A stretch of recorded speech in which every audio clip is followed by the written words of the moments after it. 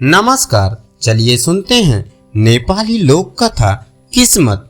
चंदन नगर का राजा चंदन सिंह बहुत ही पराक्रमी एवं शक्तिशाली था। उसका राज भी धन धान्य से परिपूर्ण था। राजा की ख्याति दूर दूर तक फैली थी। एक बार चंदन नगर में एक ज्योतिषी पधारे। उनका नाम था भद्रशील।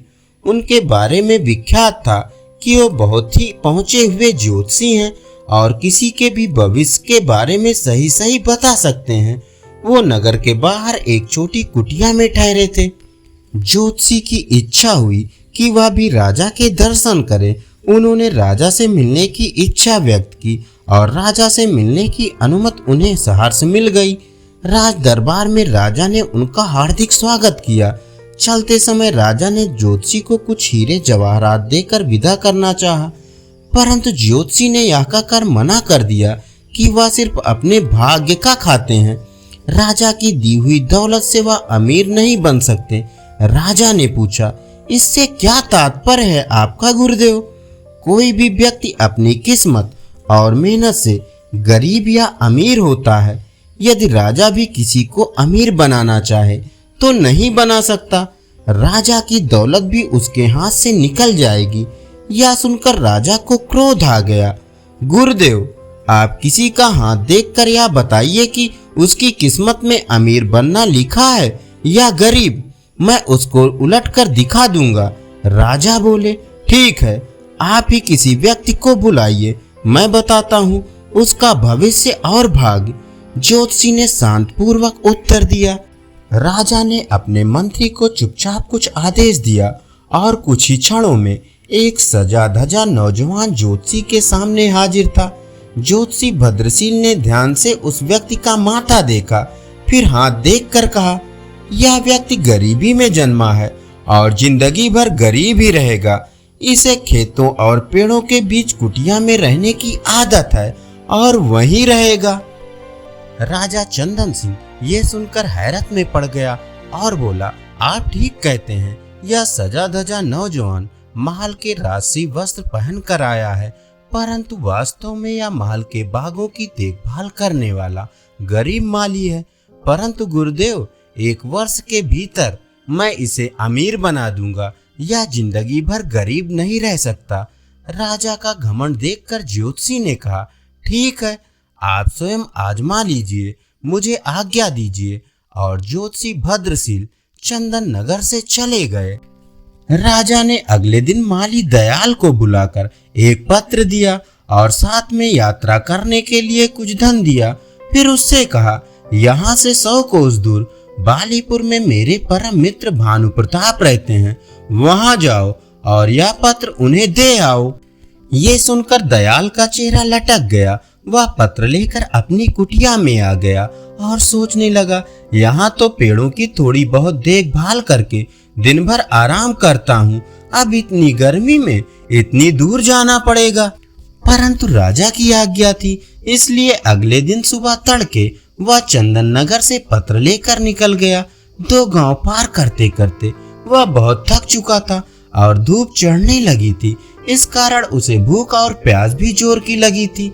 वह उस गांव में बाजार से भोजन लेकर एक पेड़ के नीचे खाने बैठ गया। अभी आधा भोजन ही कर पाया था कि उसका एक अन्य मित्र जो खेती ही करता था मिल गया। दयाल ने अपनी परेशानी अपने मित्र टीकम को बताई। सुनकर टीकम हंसने लगा, बोला, इसमें परेशानी की क्या बात है?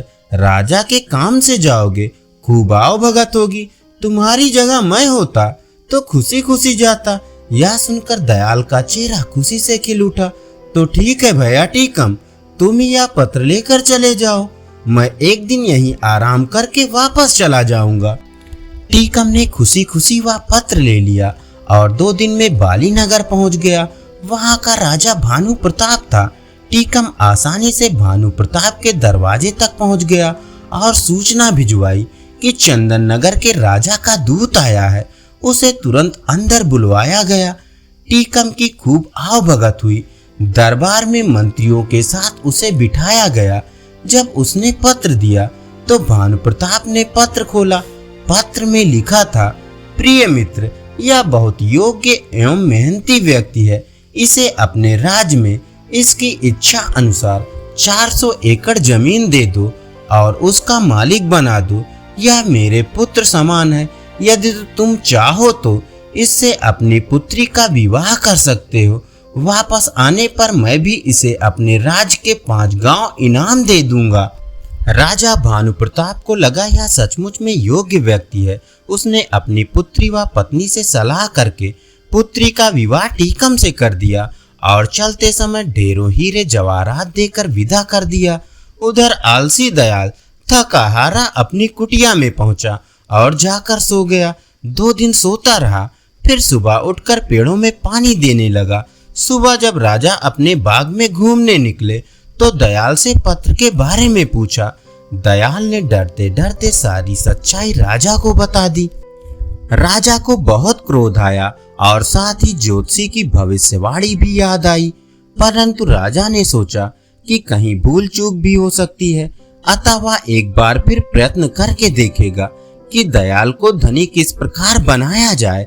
3-4 दिन पश्चात दयाल राजा का गुस्सा कम करने की इच्छा से खेत से बड़े बड़े तरबूज तोड़ कर लाया और बोला, सरकार, इस बार फसल बहुत अच्छी हुई है। देखिए खेत में कितने बड़े बड़े तरबूज हुए हैं। राजा खुश हो गया।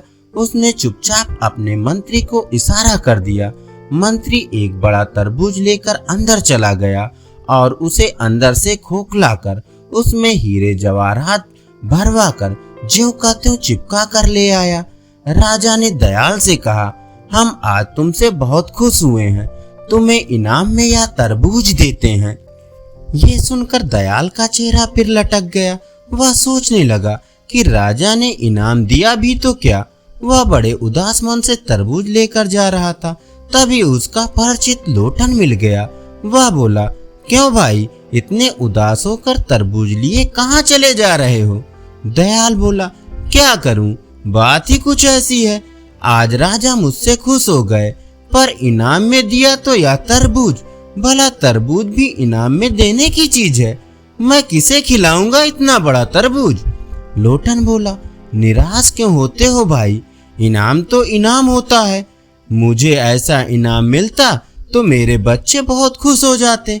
फिर ठीक है, तुम ही ले लो यह तरबूज। और दयाल तरबूज देकर कुटिया पर आ गया। अगले दिन राजा ने दयाल का फिर वही फटा हाल देखा तो पूछा, क्यों तरबूज खाया नहीं? दयाल ने सारी बात चुपचाप बता दी। राजा को दयाल पर बड़ा क्रोध आया, पर कर क्या सकता था। अगले दिन दयाल ने लोटन को बड़े अच्छे अच्छे कपड़े पहने बग्घी में जाते देखा तो उसके आश्चर्य का ठिकाना न रहा। दयाल ने अचानक धनी बनने का राज लोटन से पूछा तो उसने तरबूज का किस्सा बता दिया। ये सुनकर दयाल हाथ मल कर रह गया। तभी उसने देखा कि किसी राजा की बारात आ रही है। उसने पास जाकर पता किया तो पता लगा कि कोई राजा अपनी दुल्हन को ब्याह कर ला रहा था। ज्यों ही उसने राजा का चेहरा देखा तो उसके हाथों के तोते उड़ गए। उसने देखा राजसवारी पर टीकम बैठा था।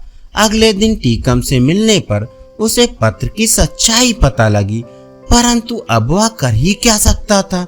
राजा ने भी किस्मत के आगे हार मान ली और सोचने लगा, ज्योतिषी ने सच ही कहा था, राजा भी गरीब को अमीर नहीं बना सकता यदि उसकी किस्मत में गरीब रहना लिखा है। अब राजा ने ज्योतिषी भद्रशील को बहुत ढूंढवाया, पर उनका कहीं पता न लगा। धन्यवाद। अभी आप सुन रहे थे नेपाली लोक कथा किस्मत।